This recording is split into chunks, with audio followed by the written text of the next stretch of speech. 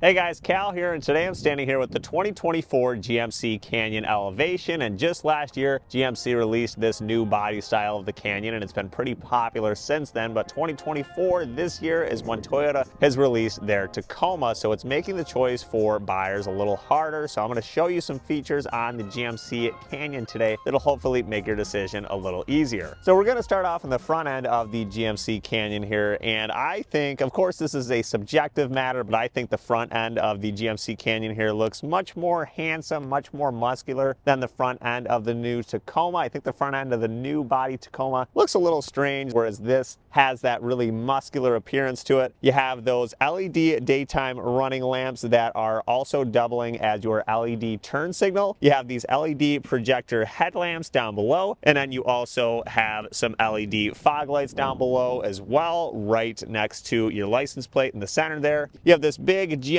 logo right in the center of the grille, and then surrounding that big GMC logo is some gloss black and flat black grille inserts. And taking a look under the hood of the GMC Canyon here, you will see the 2.7 liter turbocharged 4-cylinder that's been coming in the Silverado for the past few years. This is your standard engine choice in any GMC Canyon that you get. It puts out 310 horsepower and 430 pound-foot of torque, whereas even if you get the top performing engine that is available in the Toyota Tacoma, that only has 278 horsepower and 317 pound-foot of torque. So this engine in the Canyon here makes quite a bit more power. And as for fuel economy in the Canyon here, you're going to be looking at about 19 miles to the gallon in the city, 23 miles to the gallon on the highway, and 20 miles to the gallon combined.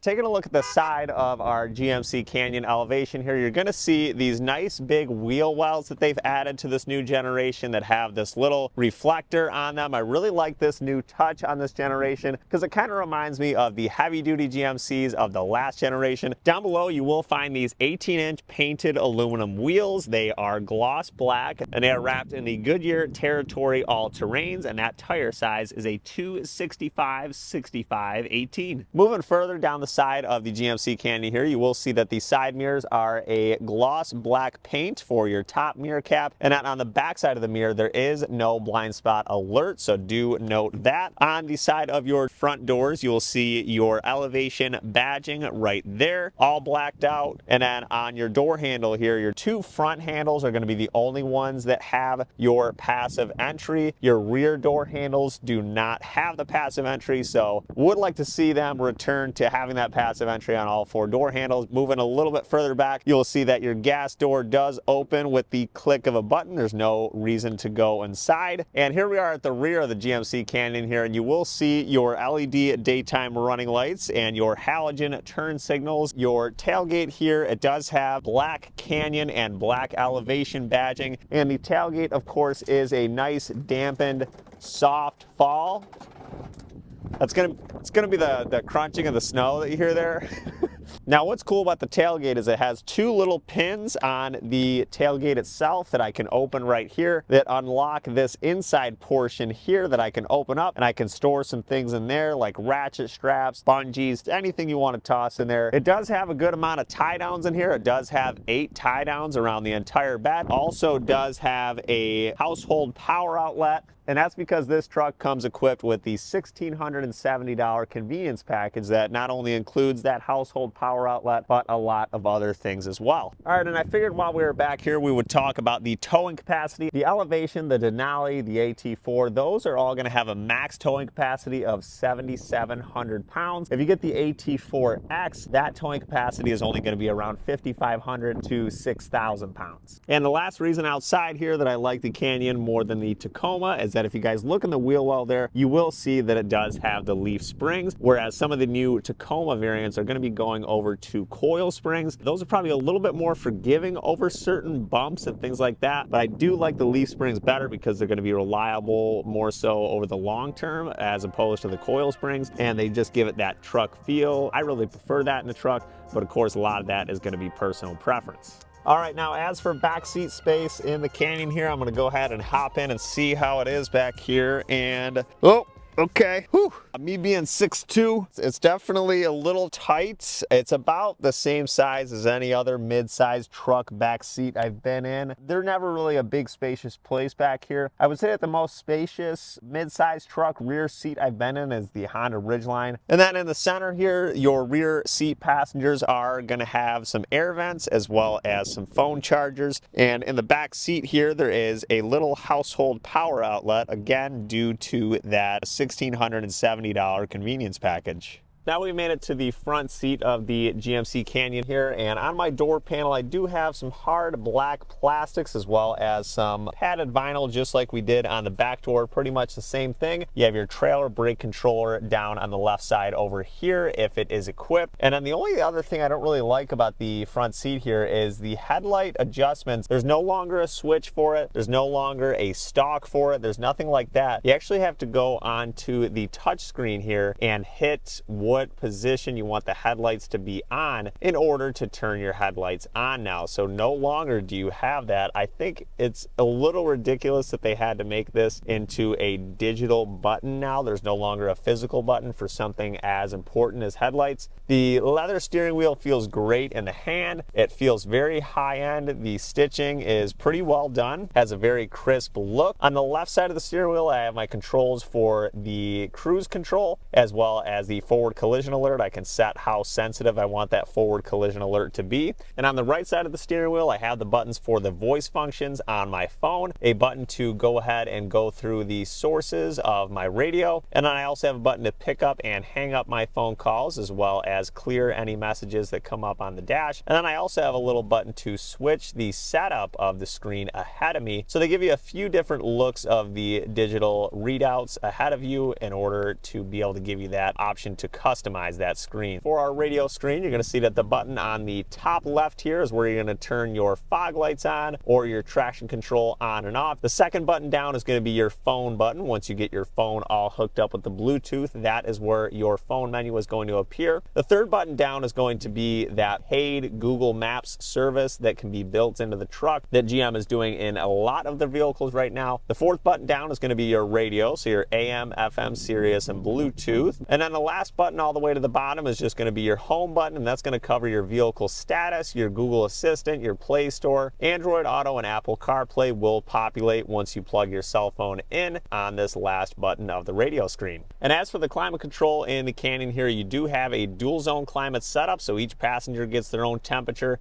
You have all your settings for it down here. You have your fan speed buttons right in the middle of this setup. My only complaint on the interior of this truck so far is that these controls for the climate control, these piano black buttons in the middle, they look good in the piano black, but I wish they had a more upscale feel when you actually pressed the button. Right below the air vents, you will see a button to activate your tow haul mode, a button to shut your auto stop start off. Thank you for that, GMC. And then also you do have a button to turn on or turn off your lane keep assist. And then right below those buttons, you will see your chargers, and then a nice little tray to toss your things or toss your phone into. Below this, you will see just an empty space here because this model does not have the four-wheel drive, so they just put this little puck here as a space filler. Below where your four-wheel drive switch would be, you do have an electronic parking brake switch. You have your gear selector, which is just a standard gear selector, so I like to see that. They haven't gone to the dial style shifter that the Ford Maverick has or any other interesting shifter, even like the one that's in the Honda Ridgeline. And you have two pretty good size cup holders. They don't fit my Yeti 26-ounce tumbler comfortably, but I can at least set it in there, so that is nice. And on your center console here, if I do take this tray out and set the Yeti tumbler in there, it does not completely shut, but that is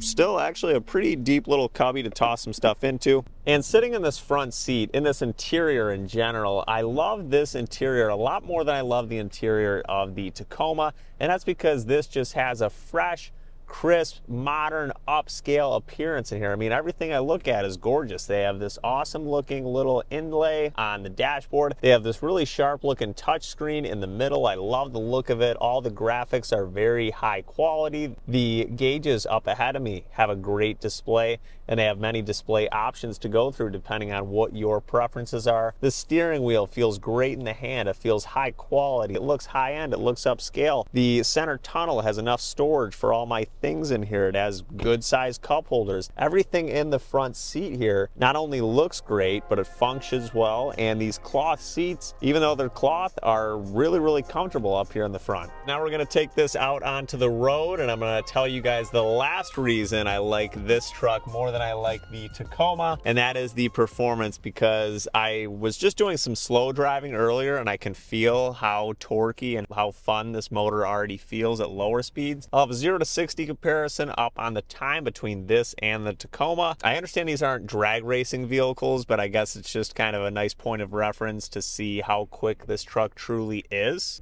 All right, here we go. Whoa, oh my God. Wow, that's crazy. Like, this truck feels so light on its feet for being a truck. This is insane. The acceleration is just so car-like on this. It's incredible. This 2.7 liter is awesome in this.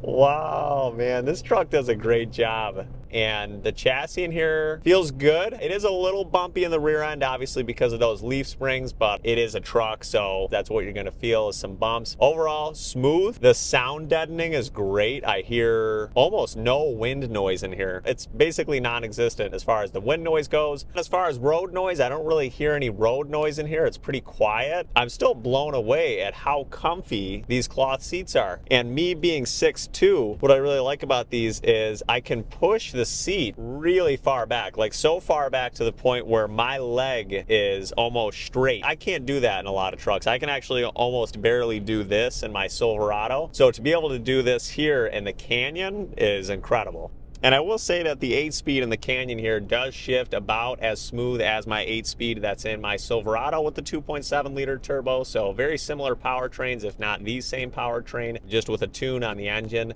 And then as for the steering in this truck, it has good weighting at speed. Actually, the weight of it feels really good. But for some reason, even though it has good weighting, it feels numb. I feel a little disconnected with the steering in this truck. That would be one of my only complaints. All right, guys, so to round out my thoughts on the GMC Canyon here, would I buy this over the Toyota Tacoma? I would say my answer is going to be yes. Now, will the Toyota be more reliable than the Canyon over the course of how many years? Yes, probably, but I'm not somebody that keeps my vehicles for 8 to 10 years or drives my vehicles up to 200,000 miles before I sell them. I'm usually in and out of my vehicles pretty quick and usually get rid of them before the warranty is up. So that's never really a concern for me. I'm just looking for what vehicle I like most when I go to buy my vehicles. And for me, that vehicle would be the Canyon here. So between the Canyon having that more powerful engine up front, the handsome looks outside, I love the look of this truck and I love the look of the interior. The dashboard looks sweet, the radio, the gauges, this center tunnel, I got a lot of storage in here. That all works well. You have that cool little detail on the tailgate where you can open that up and store some things inside of the tailgate itself. And like I mentioned earlier, it does have those leaf springs in the rear end versus some of the Tacoma variants are going to start having the coil suspension in the rear end. So I like to see a leaf spring setup in a truck. It's just what I'm used to. It gives it kind of that truck feeling that I'm looking for. And the overall driving experience of this truck was an absolute blast. So I personally would put my money on the GMC Canyon here. All right, guys, that wraps it up for my review of the 2024 GMC Canyon Elevation. I hope you guys enjoyed today's review. If you have any questions I didn't answer with this review, comment them down below so I can get an answer for you guys. I am pretty good at responding, so I should be able to get an answer for you. I also wanted to thank my friends at Bob Johnson Buick GMC for giving me this Canyon to review for you guys. They have this truck and others just like it in stock. They actually just got an AT4X in stock, so I will have all their info in the description down below if you guys want to give them a call. Thank you guys so much for watching, and I will see you in the next review.